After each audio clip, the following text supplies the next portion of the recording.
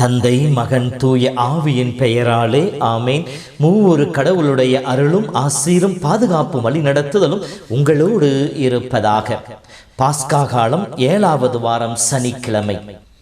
இயேசுவில் என் அன்பு சகோதர சகோதரிகளே, இதோ இன்றைய நாளில் திருத்தூதர் பணியோட இறுதி அதிகாரத்தின் இறுதி வசனங்கள் கொடுக்கப்பட்டிருக்கின்றன.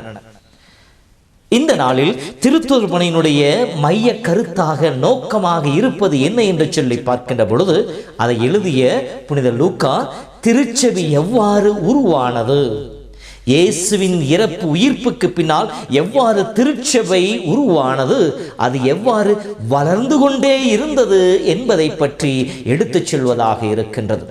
இப்படி திருச்சபை உருவாகி வளர்ந்த அந்த நிகழ்வை சொல்லி காட்டுகின்ற பொழுது அதில் 2 தலங்களிலே நற்செய்தியாளர் சொல்லுகின்றார். ஒன்றாவதாக முதல் பகுதியிலே திருத்தூதர்கள் திருத்தொண்டர்கள் பேதுருவோடு இணைந்து எருசலேம், யூதேயா, சமாரியா பகுதிகளிலே நற்செய்தி அறிவித்து திருச்சபை ஏற்படுத்துகின்றார்கள். 2வது பகுதியிலே இறைவனால் தடுத்தாட்கொள்ளப்பட்ட பவுல் அவரோடு இணைந்து மற்ற பணியாளர்கள் இணைந்து ஆசியாவின் தீவுகளெல்லாம் நற்செய்தி அறிவித்து அங்கே திருச்சபைகளை உருவாக்கி மூப்பர்களை ஏற்படுத்தி திருச்சபையை வளர்க்கும் பணியிலே ஈடுபட்டிருக்கின்றார்கள். இவ்வாறு படிப்படியாக திருச்சபை எருசலேமில் துவங்கி மற்ற எல்லா பகுதியிலும் வளர்ந்து விரிந்தது என்பதை எடுத்துச் சொல்வதாகத்தான் இந்த திருத்தூதர் பணி மடலானது அமைந்திருக்கின்றது. இந்த திருத்தூதர் பணியிலே பவுலை பற்றி சொல்லுகின்ற பொழுது அவருடைய அழைப்பை பற்றி சொல்லுகின்றது, அவருடைய பணி வாழ்வை பற்றி சொல்லுகின்றது. ஆனால் அவருடைய இறப்பை பற்றி இந்த நூலிலே காணப்படவில்லை. ஆனால் இன்றைய முதல் வாசல் நாம் படிக்க கேட்பதை போல ரோமையில் சிறையிலே தங்கிய நாட்களிலே பவுல் எவ்வாறு அந்த நாட்களை கழித்தார் என்பதை பற்றி எடுத்துச் சொல்லப்படுகின்றது. ஏறக்குறைய 2 ஆண்டுகள் பவுலடியார் ரோமையிலே சிறையிலே வீட்டு சிறையிலே வைக்கப்பட்டிருந்ததாக சொல்லப்படுகிறது. இவர் இந்த 2 ஆண்டுகள் சிறையில் இருக்கின்ற பொழுதுதான் சிறை கூட மடல்கள் என்று சொல்லப்படுகின்ற பிலிப்பியர், எபேசியர், கொலோசியர், பிலமோன் என்கிற திருமுகங்களை எழுதியிருக்கின்றார்.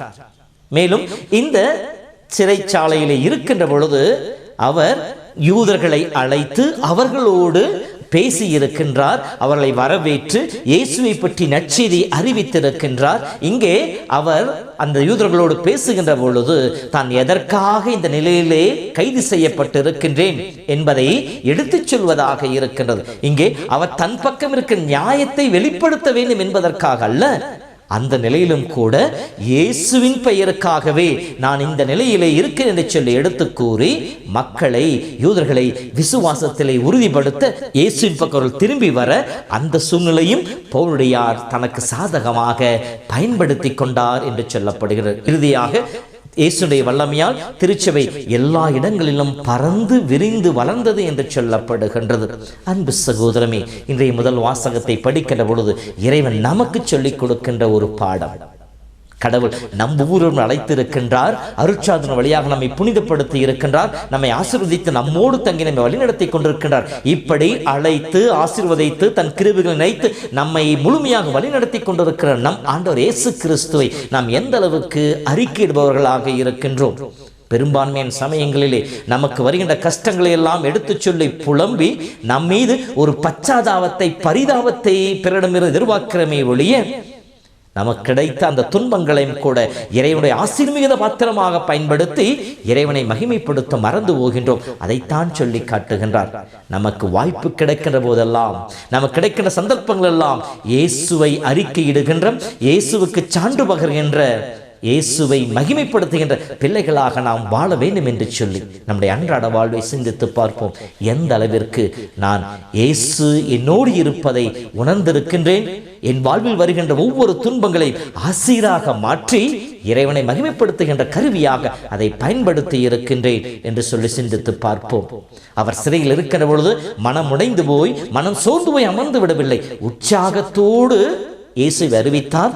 வருகின்ற ஒவ்வொருவருக்கும் இயேசுவை துணிவோடு உறுதியோடு கற்பித்து அவர்களை விசுவாசத்தில் வளர்த்தார்.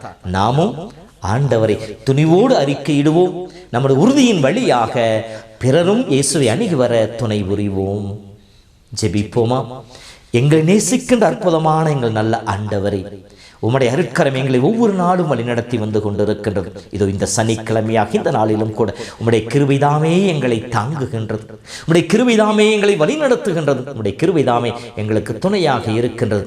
இத்தகைய ஆசீருக்காக உமக்கு நன்றி செலுத்துகின்றோம் ஐயா.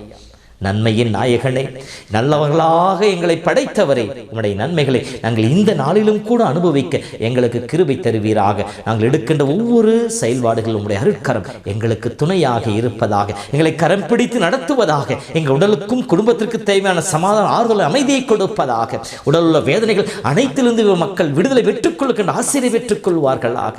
அருள் தாரும் ஆண்டவரே, உம்மையே நம்பி இருக்கிற பிள்ளைகளாக நாங்கள் எங்களுடைய சொல்லாலும் செயலாம் உம்மை மகிமைப்படுத்துகின்ற கிருபையை கொடுத்து எங்களை பயன்படுத்திக் கொள்ளுவீராக.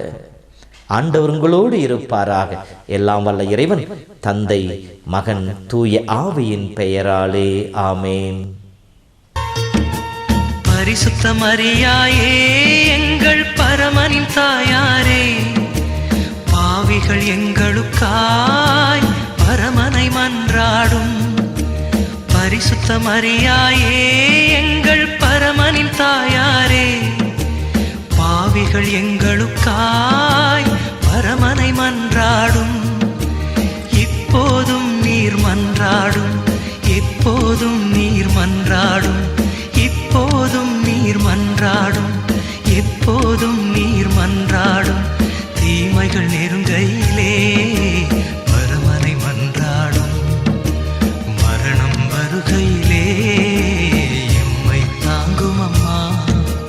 அருள் நிறை மரியே வாழ்க, ஆண்டவரும் உடனே. பெண்களிலே நீர் பேறு பெற்றீரும், மகனும்